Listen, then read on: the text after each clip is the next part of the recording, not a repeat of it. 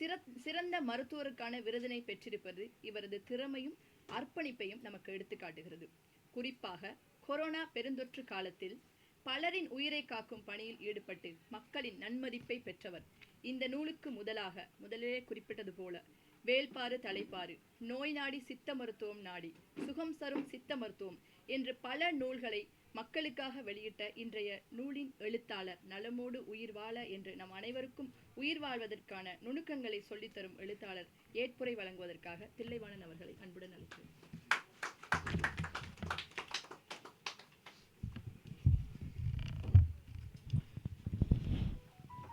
அனைவருக்கும் என்னுடைய மதிய வணக்கம். ஸோ நேரம் ஆயிடுச்சு, ரொம்ப நேரம். நான் சுருக்கமாக என்னுடைய உரையை முடிச்சுக்கிறேன். ஸோ ஒரு சிறப்பான ஒரு நிகழ்வு, நம்ம எதிர்பார்க்குறத விட ரொம்ப சிறப்பாக நடந்துகிட்ருக்கு இந்த நிகழ்ச்சி. ஒரு பழமொழி ஒன்று சொல்லுவாங்க, ஸோ புத்தகம் இல்லாத அறை வந்து ஒரு உயிர் இல்லாத உடம்புக்கு சமம் அப்படின்னு சொல்லிட்டு. ஸோ அந்த மாதிரி ஒரு புத்தகம் இருக்கக்கூடிய ஒரு மிகப்பெரிய இந்த சூழல் உள்ளே வரும்போதே ஒரு புத்தக வாசனை, ஸோ அந்த வாசிப்பு ஆர்வம் தூண்டுற மாதிரியான ஒரு இடத்துல ஒரு நெகிழ்ச்சியான ஒரு நிகழ்வு அப்படின்னா நிச்சயமாக இது.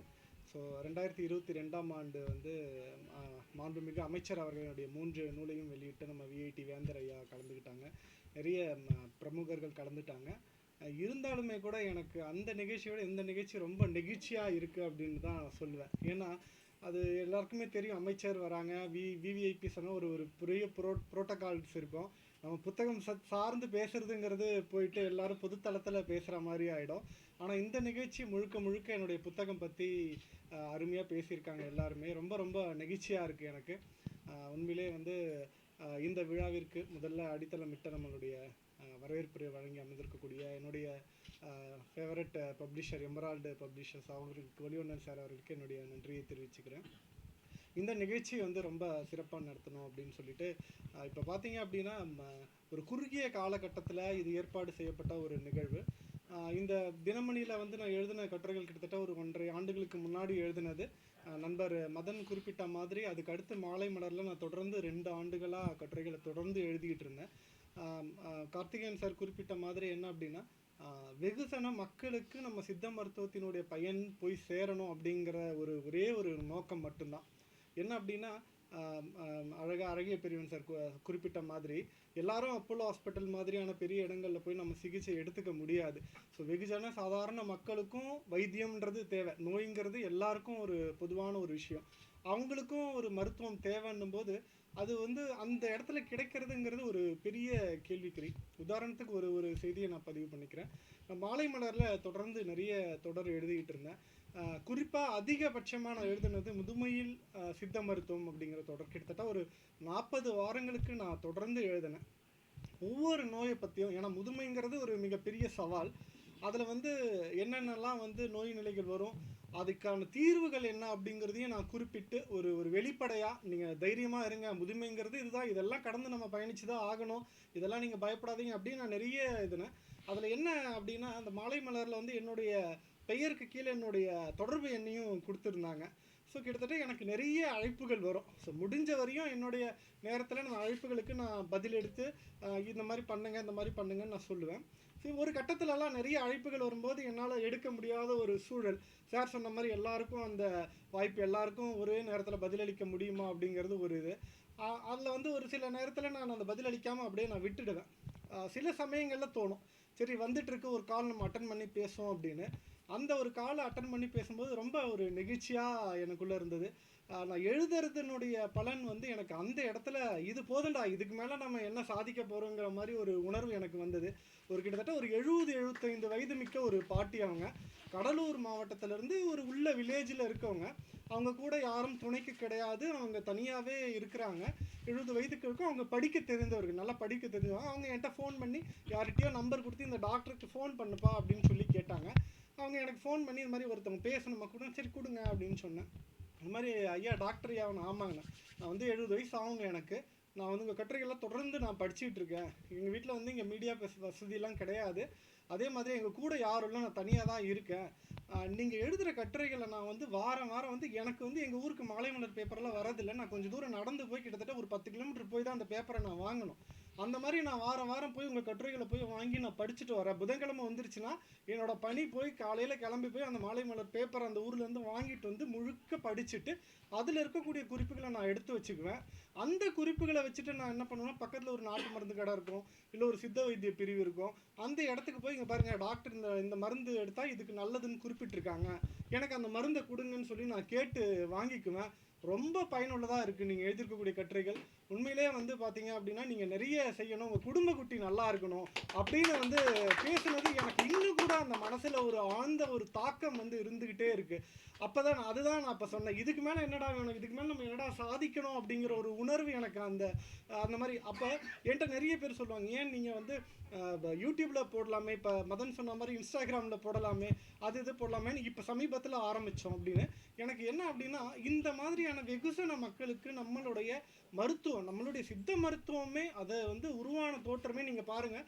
ஒரு இப்போ சொன்ன மாதிரி ஒரு மித்து நிறைய இருக்கும், இருந்தாலும் நிறைய கோயில்கள் இருக்கும். அந்த கோயிலில் சித்தர்கள்னு ஒருத்தவங்க இருப்பாங்க. அந்த சித்தர்களுடைய வேலை என்ன, எல்லாரும் சொல்கிறாங்க அவங்கள தெய்வமாக கும்பிட்றாங்க, சாமியாக பார்த்தாங்க. அப்படி இல்லை. ஏன் அவங்கள அப்படி கும்பிட்டாங்க அப்படின்னா, அவங்க அங்கே வரக்கூடிய மக்களுக்கு அவங்களுக்கு நோய் நிலையை போக்குறதுக்கு அவங்களுக்கான தெரிஞ்ச வைத்தியத்தை அவங்க அந்த இடத்துல பண்ணதுனால தான் அவங்க சித்தர்களாக அந்த இடத்துல குடியேறினாங்க. அவர்கள் இருக்கக்கூடிய இடம் கோயிலாக மாற்றப்பட்டது. ஸோ அவங்களுடைய நோக்கம் என்னன்னா, சாதாரண மக்களுக்கும் வைத்தியத்தை பண்ணி அவங்கள வந்து நோய் நொடி இல்லாமல் காப்பாற்றணும், அவங்களுக்கு ஆரோக்கியத்தை கொடுக்கணும் அப்படிங்கிறதான் இந்த சித்தர்களுடைய வேலையாக இருந்தது.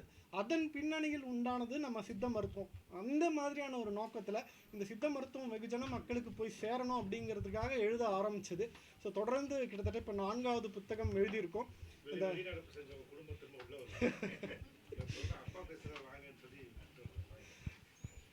ஸோ அந்த வகையில் வந்து இந்த 4வது புத்தகம் நலமோடு உயிர் வாழ அப்படின்னு சொல்லக்கூடிய புத்தகம். இந்த புத்தகத்துக்கு அணிந்துரை கொடுத்துருக்கக்கூடிய நம்மளுடைய திரைக்கலைஞர் பொன்னொன்னன் சார் அவர்களுக்கும் அழகிய பெரியவன் சார் அவர்களுக்கும் நான் ரொம்ப நன்றி இந்த நேரத்தில் நான் அவங்க எல்லாரும் சார்பாகவும் நானும் தெரிவிச்சுக்கிறேன்.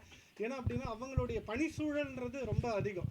பொன்னொன்னன் சார் ஆகட்டும், அவங்க கிட்டத்தட்ட ஒரு 10-15 நாட்களுக்கு முன்னாடி ஃபோனில் தொடர்பு கொண்டு மாதிரி நீங்கள் வந்துடணும், நிகழ்ச்சிக்கு வந்துடணும் அப்படின்னு எந்த விதமான மறுப்புமே இல்லாமல் உடனடியாக சித்த மருத்துவ நிகழ்வு, நான் வந்து தில்லைவானோட நிகழ்வா நான் வந்து அவசியம் நான் வந்து கலந்துக்கிறேன், சித்த மருத்துவம் சார்ந்து நான் பேசுகிறேன், ஆரோக்கியம் சார்ந்து நான் பேசுகிறேன் அப்படின்னு வந்து அதாவது என்ன அப்படின்னா, அந்த உறவுங்கிறது சித்த மருத்துவம் தாண்டி தமிழ் அப்படிங்கிற ஒரு உணர்வோடு எங்கள் தாத்தா அண்ணன் தங்க கொள்ளு தாத்தா அவருடைய வந்து ஒரு பாண்டிங், ஒரு பிணைப்பால் உண்டான இந்த உணர்வு வந்து அவர் உடனே வரேன்னு சொல்லி ஒத்துக்கிட்டு, அடுத்து நம்ம அழகிய பெரியவன் சார் வந்து அவர் வந்து யூஎஸ் போகிற ட்ரிப் இருந்தது, அதை முடிச்சுட்டு வந்தோடனே நிகழ்ச்சி வச்சுருக்கோம்.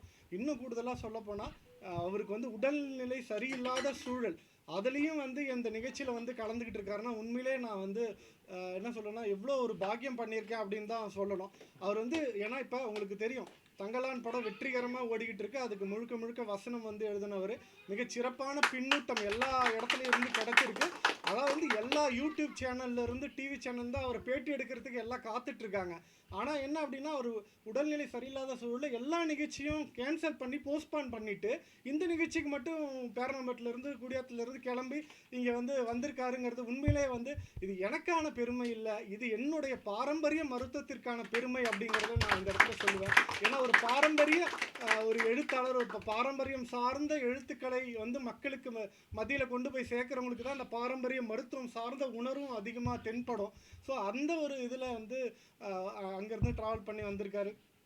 அடுத்து நம்ம கார்த்திகேயன் சார் ஏற்கனவே சொன்ன மாதிரி அவர் சொன்னார், அவர்கிட்ட நான் ட்ரீட்மெண்ட் எடுத்திருக்கேன், அந்த நன்றி கடனை தீர்க்கறதுக்காக நான் வந்திருக்கேன் அப்படின்னாரு.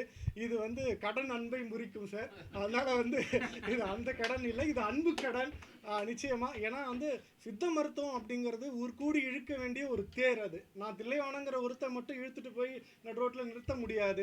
தமிழ் ஆளுநர்கள், அதே மாதிரி தமிழ் எழுத்தாளர்கள், தமிழ் இலக்கியவாதிகள், தமிழர்கள் ஒவ்வொரும் சேர்ந்து இழுக்க வேண்டிய தேர் இது.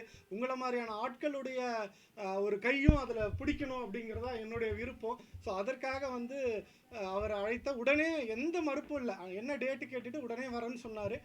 வந்து நிகழ்ச்சியில் அருமையாக கலந்துக்கிட்டார். ரொம்ப நன்றிங்க சார் வந்து கலந்துக்கிட்டது.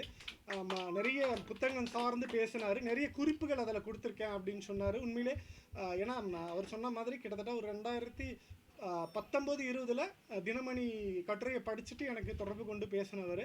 என்னை பொறுத்தவரையும் என்ன அப்படின்னா, கார்த்திகேயன் சாராக இருந்தாலும் சரி, இல்லை அழகிய பெரியவன் சாராக இருந்தாலும் சரி, இல்லை யாரோ ஒரு 3வது மனிதர் வந்து என்கிட்ட வந்தாலும் அவர்களுக்கான தேக அமைப்பு என்ன, அவர்களுக்கான அவங்க தேகம் என்ன உணவு அவங்களுக்கு அக்செப்ட் பண்ணிக்குது, எந்த உணவு அவங்களுக்கு வேண்டான்னு ஒதுக்குது அப்படிங்கிறத முழுமையாக அறிஞ்சு அவங்களுக்கு சொல்லணுங்கிறத என்னுடைய நோக்கம். அது எல்லாரும் எல்லாமே சாப்பிடலாம் அப்படிங்கிறதுல ஒவ்வொரு உடம்பும் ஒவ்வொரு மாதிரி. அவர் சொன்ன மாதிரி ஒரு நாளைக்கு 10 சிகரெட் பிடிக்கிறவன் நல்லா இருப்பான், வாரத்தில் ஒரு நாள் சிகரெட் பிடிக்கிறவனுக்கு சீக்கிரமாக புற்றுநோய் வந்துடும். அதே மாதிரி காலையில் எழுந்தவுடனே ஆல்கஹால் குடிக்கிறவனுக்கு பார்த்தீங்கன்னா பெருசாக தொந்தரவு இருக்காது யாரோ ஒருத்தனுக்கு. அதே மாதிரி ஆல்கஹால் என்னைக்காச்சும் சோஷியல் ட்ரிங்கராக குடிக்கிறவனுக்கு சீக்கிரமாக கல்லீரல் அழுகல் நோய் வந்துடும். அப்போ என்ன அப்படின்னா அந்த தேகனுடைய அமைப்பு வந்து அதில் முக்கியத்துவம் பெறுது. அந்த தேக அமைப்புங்கிறது சித்த மருத்துவத்தின் அடிப்படை அதுதான். எல்லாருக்கும் எல்லா உணவும் எல்லா மருந்தும் செட் ஆகாது. அந்த வாதப்பித்த கபத்தின் அடிப்படையில் இந்த நோய் நிலைகள், அதற்கான உணவு, அதற்கான மருந்து, இது எல்லாமே சார்ந்து இருக்கும். ஸோ அந்த அடிப்படையில் நான் எல்லாருக்குமே வைத்தியம் பண்ணணும் அப்படிங்கிறது என்னுடைய எண்ணம். அடுத்து மதன் சிங்காரவேலு நண்பர், அவர் சொன்ன மாதிரி முன்பின்ன எனக்கு அறிமுகம் கிடையாது. அவருக்கு முகநூலில் என்னை ஃபாலோ பண்ணுவார். நிறைய தமிழ் சார்ந்து சித்த மருத்துவம் சார்ந்து போடுற போஸ்டெல்லாம் வந்து லைக் பண்ணுவார். அவருடைய நண்பர் வந்து எனக்கு பள்ளி காலத்தில் என்னோட சீனியர். அவரோட பேர் வந்து காப்பியன்னு பேர். அவர் கார்டியக் அனஸ்தீசியா முடிச்சுட்டு KMCH கோயம்புத்தூரில் ஒர்க் பண்ணுறாரு. அவர் வந்து எனக்கு அறிமுகப்படுத்தி வச்சவர் மதன். அப்போ மதன் என்கிட்ட ஒரு முறை நண்பரை உங்கள் தொடர்பு எண் கொடுங்க அப்படின்னு சொல்லி பேசினார்.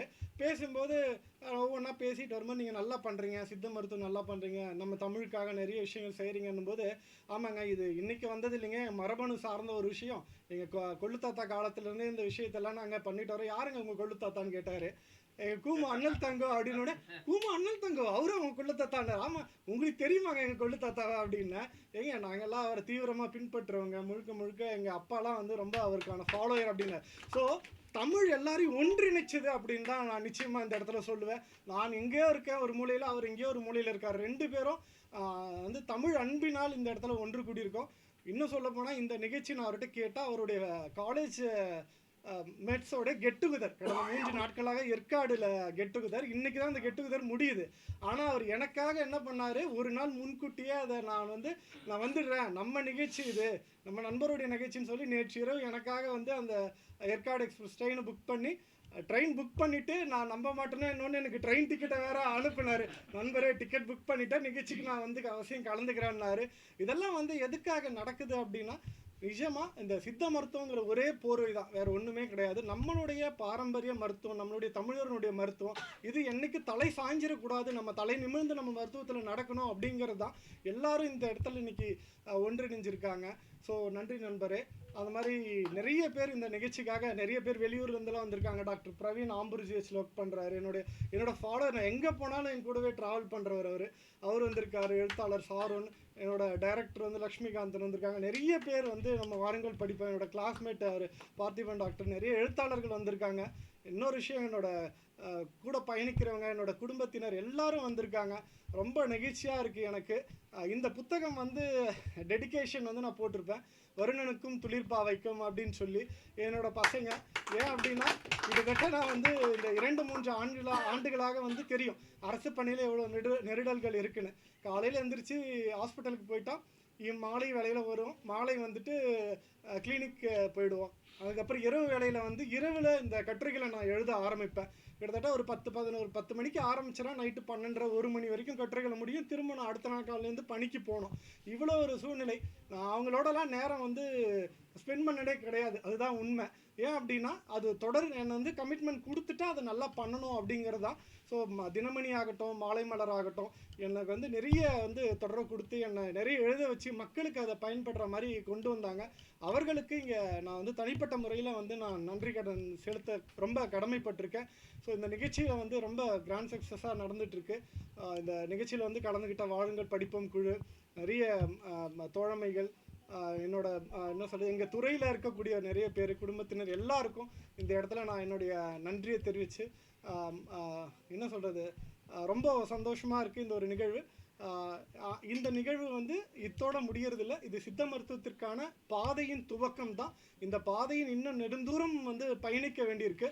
எல்லாரும் சேர்ந்து இந்த பயணத்தில் என் கூட சேர்ந்து பயணிக்க சொல்லி நான் கேட்டுக்கிறேன். இந்த ஒரு வாய்ப்பினை கொடுத்ததற்கு ரொம்ப நன்றி.